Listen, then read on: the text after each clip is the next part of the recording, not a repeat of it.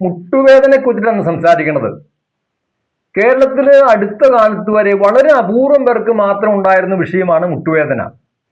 ഇന്നിത് ഒരു 50 വയസ്സ് കഴിഞ്ഞ ആളുകളുടെ ഇടയ്ക്ക് 4-1 പേർക്കും പിടിപെട്ടിരിക്കുകയാണ്. എന്തുകൊണ്ടാണ് മുട്ടുവേദന വർദ്ധിച്ചു വരാൻ കാരണം? എങ്ങനെ നമുക്ക് ഇതിനെ കുറയ്ക്കാൻ സാധിക്കും?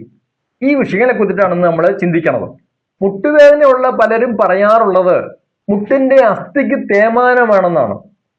മുട്ടിന്റെ അസ്ഥി തേഞ്ഞു പോവാണെന്നാണ് പറയണത്. ഇതൊരു തെറ്റിദ്ധാരണ എന്നുള്ള കാര്യം ആദ്യം മനസ്സിലാക്കണം. നമ്മളുടെ ശരീരത്തിലെ ഒരു ഭാഗത്തും അസ്ഥികൾ പരസ്പരം കൂട്ടിമുട്ടുന്നില്ല. അങ്ങനെ കൂട്ടിമുട്ടി നമുക്ക് നടക്കാൻ സാധിക്കില്ല. അസ്ഥികൾക്കൊക്കെ ഇടയിലെ ഒരു തരുണാസ്ഥി ഉണ്ട്, കാട്ടിലേ എന്ന് പറയും. അതൊരു ഷോക്ക് അബ്സോർബർ പോലെയാണ്, ഒരു ബെഡ് പോലെയാണ്. രണ്ട് അസ്ഥികൾ വന്നിട്ട് അവിടെയാണ് ജാം ആവണത്. അതിന് തേയ്മാനം ഉണ്ടാവുന്ന കാര്യം സത്യമാണ്. എവിടെയൊക്കെയാണ് ഉരസലുണ്ടാവുന്നത് അവിടെയൊക്കെ തേയ്മാനം ഉണ്ടാവും. അങ്ങനെ വരുന്ന തേയ്മാനം അതാത് ദിവസം ശരീരം പരിഹരിക്കപ്പെട്ടു പോവുകയാണ് പതിവ്. അതുകൊണ്ട് അസ്ഥിയല്ല വളരണത്, തരുണാസ്ഥിയാണ് വളർന്നു വന്നുകൊണ്ടിരിക്കുന്നത്. പക്ഷേ മുട്ടുവേദന വരുമ്പോൾ അല്ലെങ്കിൽ ഡിസ്ക് പ്രോബ്ലമൊക്കെ വരുമ്പോൾ എന്താ സംഭവിക്കുന്നത് വെച്ചാൽ പ്രധാന വിഷയം ഈ തരുണാസ്ഥി വളരാതെയാകും. അതിന്റെ ഒരു കാരണം ബ്ലഡ് സർക്കുലേഷൻ കുറഞ്ഞു പോകുന്നതാണ്. കാരണം ബ്ലഡിലൂടെയാണ് ഈ മുട്ടിന്റെ ഇടയ്ക്കിലേക്ക് ന്യൂട്രിയൻസ് എത്തണത്, അതുപോലെ ഓക്സിജൻ പ്രാണവായു എത്തണത്, അതുപോലെ തന്നെ മുട്ടിന്റെ ഭാഗത്തു നിന്നുള്ള ടോക്സിൻ റിമൂവ് ചെയ്യണത്. ഈ 3 പ്രക്രിയയും കൃത്യമായിട്ട് നടക്കാതെ വരുമ്പോൾ എന്ത് സംഭവിക്കും? തരുണാസ്ഥിയുടെ വളർച്ച നിന്നു പോകും. അതിനിടയ്ക്ക് ഗ്യാപ്പ് ഉണ്ടാവും. അതുപോലെ അതിനകത്ത് ക്രാക്സ്, അതിനകത്ത് ചെറിയ പോറലുകൾ വീഴും. അതുപോലെ നീർവീക്കം ഉണ്ടാവും. വർദ്ധിച്ചതുപോലെ യൂറിക് ആസിഡ് ഉള്ളവർക്ക് ഇത് സന്ധിയിൽ നിന്ന് അടിയും. നമ്മൾ ഗൗട്ട് എന്ന് കേട്ടിട്ടുണ്ട്. അവിടെയും വേദനയും നീരും ഒക്കെ ഉണ്ടാവും നമുക്ക്. മറ്റൊരു വിഷയം ഫ്ലൂയിഡ് കുറഞ്ഞു പോണതാണ്. ഈ പറഞ്ഞ തരുണാസ്ഥിക്ക് ഇടയ്ക്കിലും ഫ്ലൂയിഡ് ഉണ്ട്. ആ ഫ്ലൂയിഡ് കുറഞ്ഞു പോകുമ്പോഴും നമുക്ക് വേദന ഉണ്ടാവും. അതുപോലെ തന്നെ ലിഗ്മെന്റിന്റെ പ്രശ്നം വന്നു കഴിഞ്ഞാൽ വേദന ഉണ്ടാകും. തൈറോയിഡിന്റെ പ്രശ്നമുള്ളവർക്ക് അസ്ഥി ദുർബലമായി തീരും. പ്രമേഹമുള്ളവർക്ക് നിരപ്പെ കാണുന്ന വിഷയമാണ് ഈ മുട്ടുവേദന, അല്ലെങ്കിൽ മുട്ട് തേയ്മാനം, അല്ലെങ്കിൽ മുട്ടിന്റെ പ്രശ്നങ്ങൾ.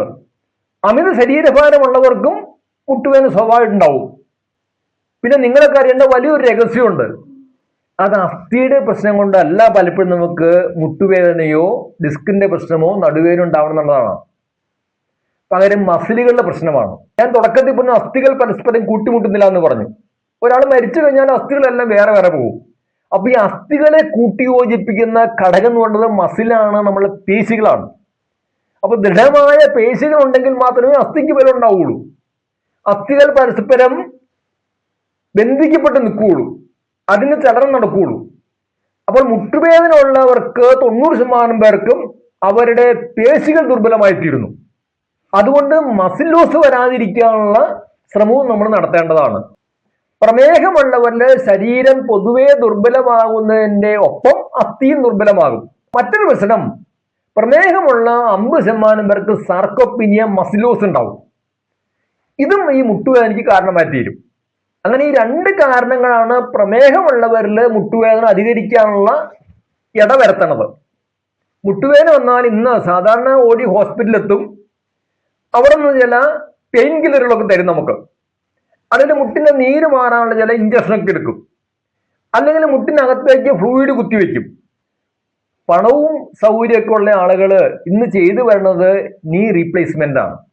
നമ്മളുടെ മുട്ടിന്റെ ചില ഭാഗങ്ങൾ മാറ്റി പ്ലാസ്റ്റിക് കൊണ്ടോ ലോഹം കൊണ്ടോ ആ ഭാഗത്ത് ഉണ്ടാക്കി റീപ്ലേസ് ചെയ്യും. ഇതിന്റെ ഫലമായിട്ട് ചില 10 വർഷം 15 വർഷം വരെ നമുക്ക് മുട്ടുവേദനയില്ലാതെ പോവാം. പക്ഷെ 100% പേർക്ക് സക്സസ് എന്ന് പറയാൻ നിവൃത്തിയില്ല.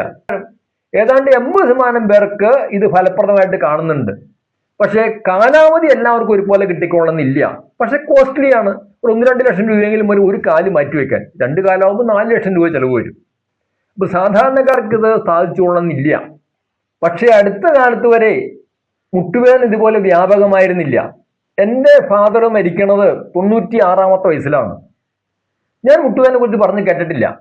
എൻ്റെ അമ്മ കഴിഞ്ഞ വർഷമാണ് മരിക്കണത്. 95-ാമത്തെ വയസ്സിലാണ് മരിക്കണത്. 8 കുഞ്ഞുങ്ങളെ പ്രസവിച്ചു. വീട്ടില് കാളയും പശു അതുപോലുള്ള കൃഷിയൊക്കെ എല്ലാം നോക്കി നടത്തി ധാരാളം നടന്നും എല്ലാ പണികളും ജീവിച്ചിട്ടും അമ്മയ്ക്ക് മുട്ടുവേദന ഉണ്ടായിരുന്നില്ല. ഏതാണ്ട് ഇതുപോലെയാണ് മിക്കവാറും പേര് ജീവിച്ചിരുന്നത്. ഇന്ന് നമ്മൾ ഇതുപോലെ കഠിനമായ ജോലികളൊന്നും ചെയ്യുന്നില്ല, എന്നിട്ട് മുട്ടുവേദനയാണ്. രസകരമായ വസ്തു മനസ്സിലാക്കേണ്ടത്, രാവിലെയും ഉച്ചയ്ക്കും വൈകിട്ടും തെങ്ങ് ചെത്താൻ കയറുന്ന ചെത്തുകാരന് മുട്ടുവേദനയില്ല. പക്ഷെ വീട്ടിലിരിക്കുന്ന വീട്ടമ്മയ്ക്ക് മുട്ടുവേദനയാണ്. അല്ലെങ്കിൽ ബാങ്കിൽ ഇരുന്ന് ജോലി ചെയ്യുന്ന ബാങ്ക് ഉദ്യോഗസ്ഥന്മാർക്ക് മുട്ടുവേദനയാണ്. അല്ലെങ്കിൽ അഡ്വക്കേറ്റുമാർക്ക് മുട്ടുവേദനയാണ്. ആ മുട്ടുവേദന കാരണം തേയ്മാനമല്ലെന്ന് ഞാൻ പറഞ്ഞു വന്നത്. കഠിനമായിട്ട് അധ്വാനം കൊണ്ടല്ല മുട്ട് തേയണത്. ഒന്ന് നമ്മളുടെ ശരീരത്തിന് ആവശ്യത്തിന് വ്യായാമം കിട്ടായിക, ആയാസത്തിന്റെ കുറവ്. നമ്മളുടെ കാലിന്റെ മുട്ടുകൾ 180 ഡിഗ്രി വളയാൻ പാകത്തിനാണ് ഉണ്ടാക്കിയിട്ടുള്ളത്. അങ്ങനെ ചലിക്കുമ്പോഴാണ് അതിൻ്റെ ഉള്ളിലേക്ക് ബ്ലഡ് സർക്കുലേഷൻ ഉണ്ടാവുള്ളൂ.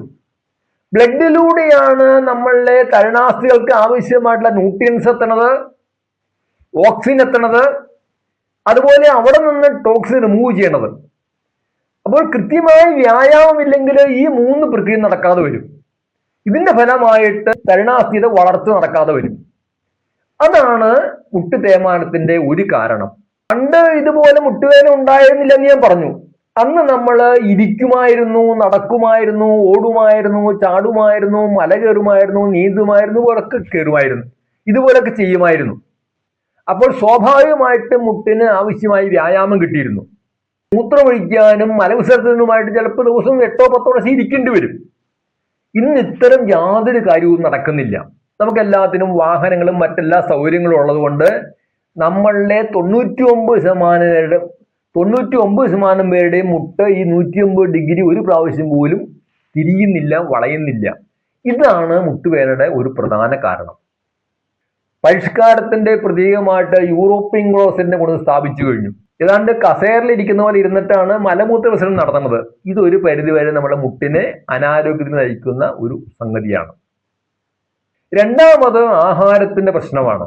തുടക്കത്തിൽ ഞാൻ പറഞ്ഞ മുട്ടിന് വരുന്ന തേയ്മാനം പരിഹരിക്കണമെങ്കിൽ അതിന് ആവശ്യമായ മെറ്റീരിയൽസ് കിട്ടണം. അതിന് കാൽസ്യം ആവശ്യമാണ്, അതിന് ഫോസ്ഫറസ് ആവശ്യമാണ്, അതിന് പ്രോട്ടീൻ, അങ്ങനെ എല്ലാ തരത്തിലുള്ള പോഷകങ്ങളും ന്യൂട്രിയൻസ് ആവശ്യമാണ്. അവിടെ പലരുടെയും ധാരണ അസ്ഥിയുടെ ബലമാണ് കാലിന്റെ ബലം. അസ്ഥിയുടെ ബലമല്ല കാലിന്റെ ബലം, മസിലിന്റെ ബലമാണ്. മസിൽ ശക്തമായാൽ മാത്രമേ അസ്ഥി ശക്തമാവുകയുള്ളൂ. ഒരാള് മരിച്ച ഒരു 2 മാസം കഴിഞ്ഞാൽ ഈ കാലിന്റെ മുട്ട് പരസ്പരം വിട്ടുപോകും. കാരണം കാലിന്റെ മുട്ടിനെ പരസ്പരം യോജിപ്പിച്ച് നിർത്തുന്നത് എന്താണ്? അസ്ഥിയല്ല, മസിലുകളാണ്, ശക്തമായ മസിലുകളാണ്. തൊടയുടെ മസിലും ഹാ മസിലും കാലിന്റെ വണ്ണയിലെ മസിലും, ഈ 2 മസിലും ബലം ഉണ്ടെങ്കിൽ മാത്രമാണ് കാലിന് ബലം ഉണ്ടാവുകയുള്ളൂ. അതുകൊണ്ട് നിങ്ങൾ അറിയേണ്ട ഒരു കാര്യം, നമ്മുടെ മസിലും ശക്തമായിരിക്കണം, എങ്കിൽ മാത്രമേ അസ്ഥിക്ക് ബലം ഉണ്ടാവുന്നുള്ളതാണ്. പലർക്കും ഉണ്ടാവുന്ന കഴുത്ത് വേദന, ഡിസ്കിന്റെ പ്രശ്നം, നടുവേദന, ഇതിനൊക്കെ കാരണം മസിൽ ദുർബലമാവുന്നതാണ്. അതിന് ശരിയായ ഒരു ഡയറ്റിലേക്ക് വരണം. ശരീരത്തിന് ആവശ്യമായിട്ടുള്ള വൈറ്റമിൻസ്, മിനറൽസ്, പ്രോട്ടീൻ, ഫാറ്റ് തുടങ്ങിയ എല്ലാ ഘടകങ്ങളും കിട്ടുന്ന ആഹാരത്തിലേക്ക്, ഒരു സമീകൃതമായ ആഹാരത്തിലേക്ക് വരണം. പ്രത്യേകിച്ച് വിറ്റാമിൻ ഡിയുടെ കുറവ് വന്നു കഴിഞ്ഞാൽ അത് അസ്ഥിയുടെ ആരോഗ്യത്തെ ബാധിക്കും. കാൽസ്യം അബ്സോർപ്ഷന് വിറ്റാമിൻ ഡി ആവശ്യമാണ്. കേരളത്തിൽ ഇഷ്ടം പോലെ വെയിലുണ്ടെങ്കിൽ പോലും മലയാളികളിലെ ഒരു 70% പേർക്കും വിറ്റാമിൻ ഡി ഡെഫിഷ്യൻസിയാണ്. ഇന്ന് നമ്മൾ വളരെ വില കൂടിയ ആഹാരം കഴിക്കണമെങ്കിലും ശരീരത്തെ സംബന്ധിച്ച് വെറും ചവറാണ്. ശരീരത്തിന് ആവശ്യമായിട്ടുള്ള, അസ്ഥികൾക്ക് ആവശ്യമായിട്ടുള്ള പല ഘടകങ്ങളും നമ്മുടെ ആഹാരത്തിന് കിട്ടണില്ല. അപ്പൊ അതുകൊണ്ട് ഒരു ബാലൻസ്ഡ് ഡയറ്റിലേക്ക് വരണം. ശരീരത്തിന് ആവശ്യമായ എല്ലാ ഘടകങ്ങളും അതിനകത്ത് കിട്ടണം. ഒപ്പം ശരീരത്തിന് ആവശ്യമായി വ്യായാമം ചെയ്യണം. ഈ 2 പ്രക്രിയയിലേക്ക് വന്നാൽ 100 വയസ്സോടെ ജീവിച്ചാലും നിങ്ങളുടെ മുട്ടിനൊരു വേദന ഉണ്ടാവാൻ പോകുന്നില്ല. ഇതിന് രോഗം വന്നിട്ടല്ല ശ്രദ്ധിക്കേണ്ടത്. രോഗം വന്നു കഴിഞ്ഞാലും മാറ്റാൻ വളരെ വിഷമമാണ്. കാരണം ബോണിന്റെ, അസ്ഥിയുടെ സെല്ലുകള് അതിന് ആയുസ് കൂടുതലാണ്. 700 ദിവസം തൊട്ട് 1000 ദിവസം കൊണ്ടാണ് അസ്ഥികളിലെ സെല്ലുകൾ മാറി വരുള്ളൂ. അങ്ങനെ 10 വർഷം വരെ വേണം ചില സെല്ലുകൾ മാറി വരാൻ. അതുകൊണ്ട് അസ്ഥി രോഗം വന്നു കഴിഞ്ഞാൽ, മുട്ടുതേയ്മാനൊക്കെ വന്നു കഴിഞ്ഞാൽ വളരെ പെട്ടെന്ന് മാറ്റാൻ നമുക്ക് എളുപ്പമല്ല. അതുകൊണ്ട് അസ്ഥി രോഗങ്ങൾ വരാതെ ശ്രദ്ധിക്കുക. ഷുഗർ റിവേഴ്സ് ഓൺലൈൻ കോഴ്സുമായിട്ട് ബന്ധപ്പെട്ട് ഞാൻ ഫോൺ ചെയ്യുമ്പോൾ പലരോടും ചോദിക്കും, നിങ്ങൾക്ക് മുട്ടുവേദന ഉണ്ടോ, സന്ധികൾക്ക് പ്രശ്നമുണ്ടോ, ഡിസ്കിന് പ്രശ്നമുണ്ടോ? സാറേ ഒരു കുഴപ്പമില്ല എന്ന് പറയും. അവർ പറഞ്ഞത് ശരിയാണ്. പക്ഷേ അങ്ങനെ പ്രശ്നമില്ലെങ്കിലും നാളെ പ്രശ്നം ഉണ്ടാവുമെന്ന് കരുതിയിട്ട് നമ്മൾ അതിന്റെ അടിസ്ഥാനത്തിൽ നമ്മളുടെ ആഹാരത്തിൽ മാറ്റം വരുത്തണം. വ്യായാമവും ചെയ്ത് നമ്മളുടെ അസ്ഥികളെ നമ്മൾ ആരോഗ്യത്തെ സംരക്ഷിക്കണം എന്ന് എനിക്ക് പറയാനുള്ളത്. ഇത്തരം കാര്യങ്ങളാണ് ഞങ്ങളുടെ Muvattupuzha Sukhajeevan nature centre sugar reverse online course കൂടി പഠിപ്പിക്കുന്നത്.